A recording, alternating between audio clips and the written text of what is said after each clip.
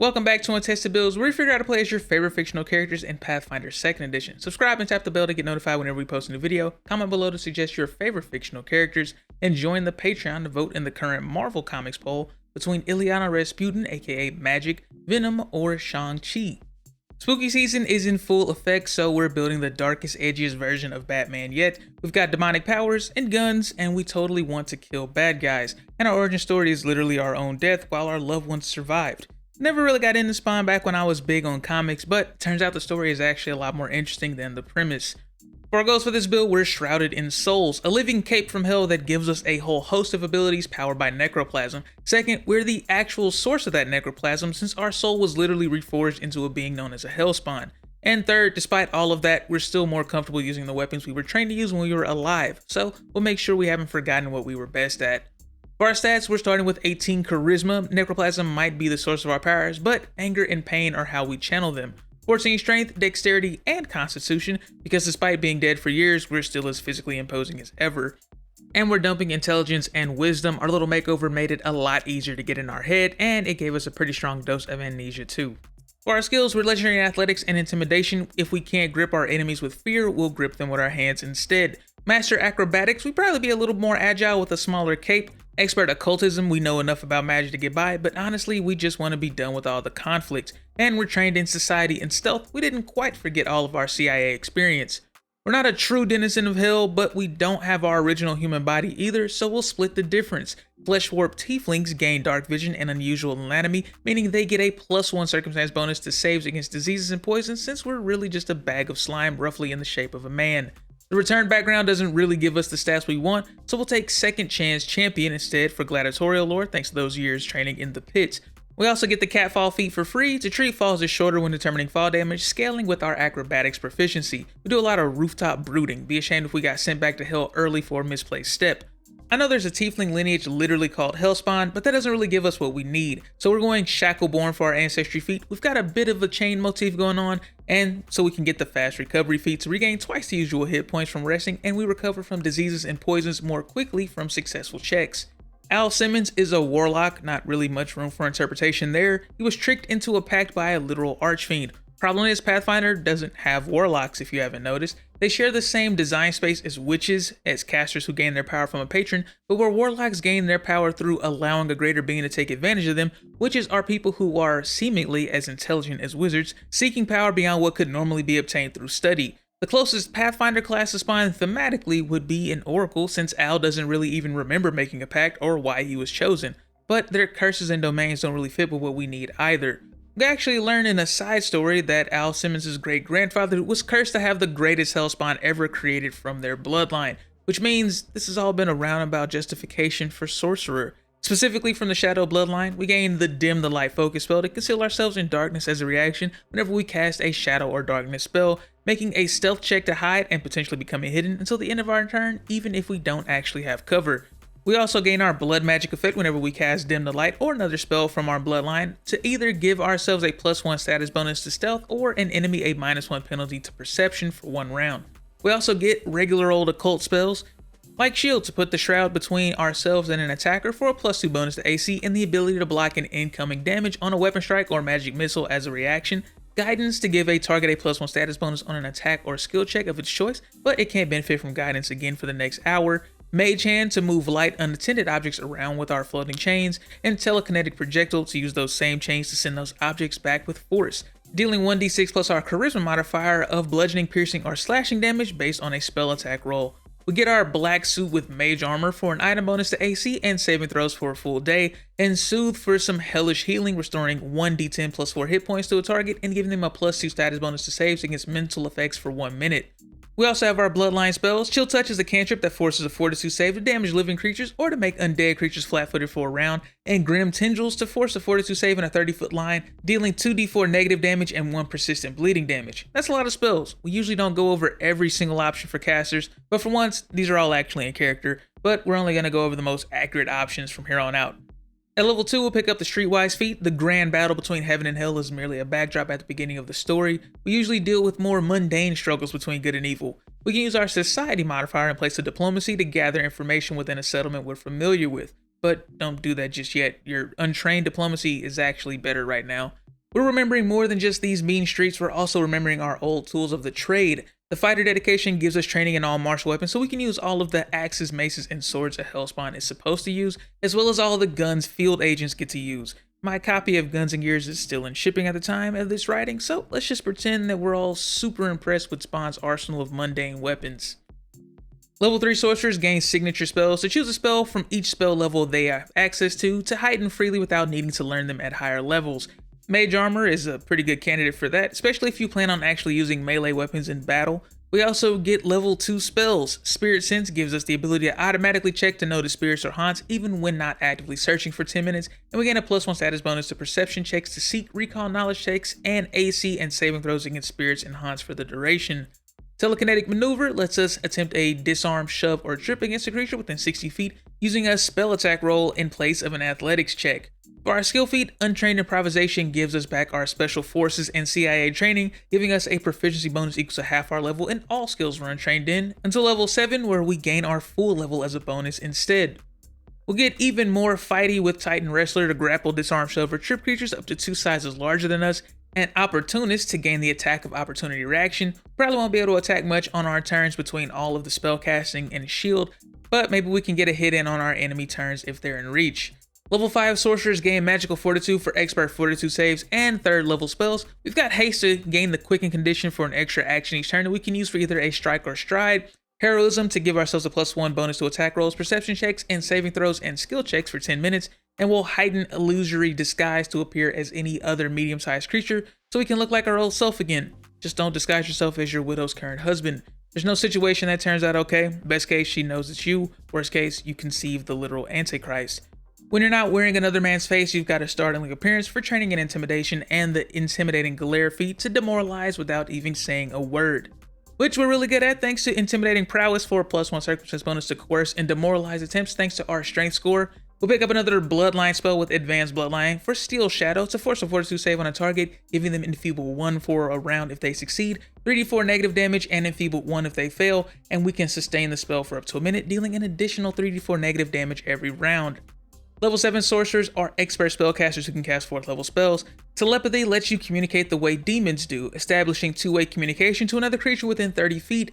Invisibility, heightened to level 4, makes us undetected or hidden to all creatures for a minute. And Phantasmal Killer summons one of the Legion of Souls trapped in our shroud to do our bidding, dealing mental damage and inflicting the frightened condition to a creature based on a will save. We're not immortal, but we can take a lot more of a beating than most, so we'll grab the Die Hard feat to die at dying 5 rather than dying 4.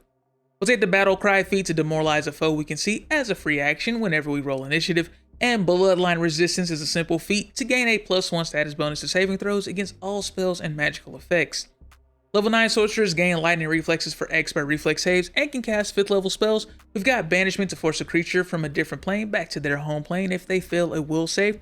This is an incapacitation effect, so probably a good idea to go ahead and make this a signature spell so you can always cast it in your highest slot.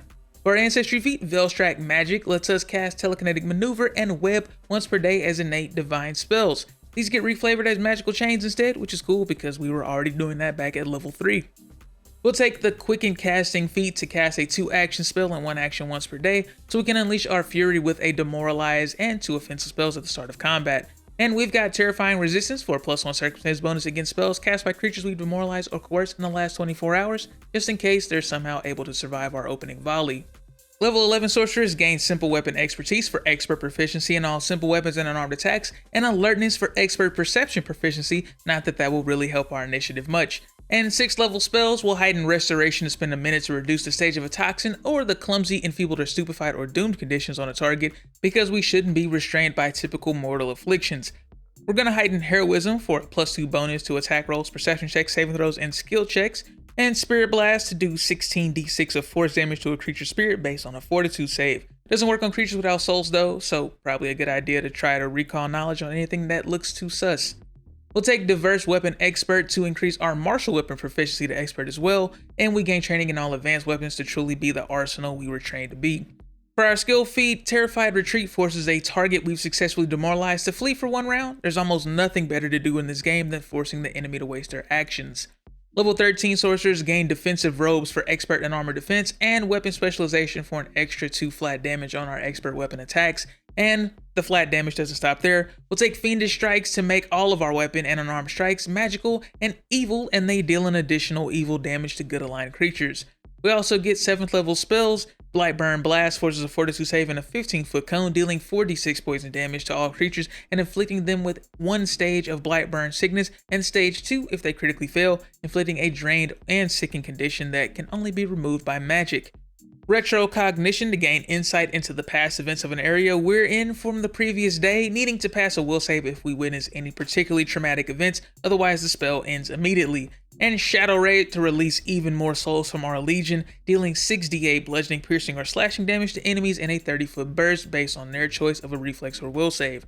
The shadows persist for a minute, dealing 3d8 damage to enemies who end their turn in the area and concealing any creatures inside. In case you aren't happy with the amount of concealment we already have, Spell Shroud is a meta magic action that adds a 15-foot emanation of magical mist to the next spell we cast, concealing all creatures within to creatures from outside the mist and to each other.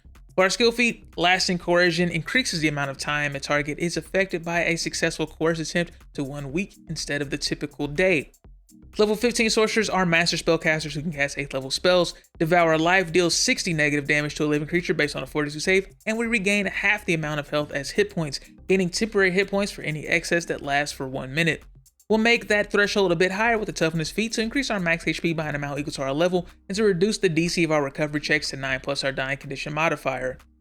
We'll increase our HP yet again with fighter resiliency to gain an additional max hit points equal to 3 times the number of fighter feats we have for 12 more hit points. And we'll take the quick climber feat to use our claws to gain a climb speed equal to our ground speed to get to those rooftops we love spending our evenings on. Level 17 sorcerers gain resolve for master will saves and critical success results on regular successes, and they can cast 9th level spells. We heighten heroism again for a +3 bonus to basically everything, and divinity leech to combat against the forces of heaven and hell alike. We force a will save on a target, and if it fails, it becomes fatigued 1, and for the next minute whenever it attempts to cast a divine spell, we regain 6d6 hit points, and it makes another will save, losing the spell and becoming stunned if they fail. And for our final Ancestry feat, Final Form unlocks our true power as a Hellspawn, a Velstrak. Once per day, we can force a Fortitude save on a creature within 10 feet, making them deafened and dazzled for a round if they fail. And for a minute, we become a large creature, increasing our reach by 5 feet, melee damage by 2 feet, and becoming clumsy 1.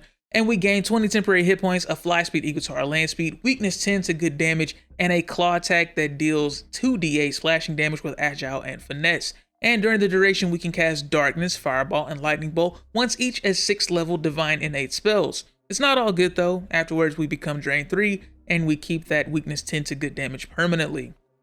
Being able to just randomly balloon up to 300 HP as a sorcerer is awesome, but we want more. We'll pick up a Blessed One dedication for our much needed 3rd focus point, and the Lay on Hand spell to heal a living creature in touch range by 54 hit points, or to deal 9d6 damage to an undead creature based on a Fortitude save.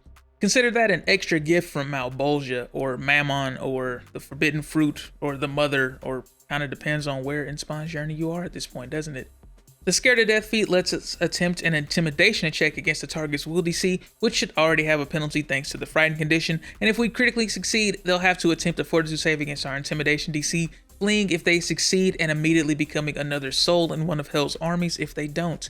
Level 19 sorcerers are legendary spellcasters who can cast a 10th level spell. The Gate spell can be used to traverse between the mortal realm and the spheres of hell and the fields of limbo, but honestly you'll get more use from this just from heightening mage armor, so it's max and getting that sweet +3 item bonus to AC and saving throws.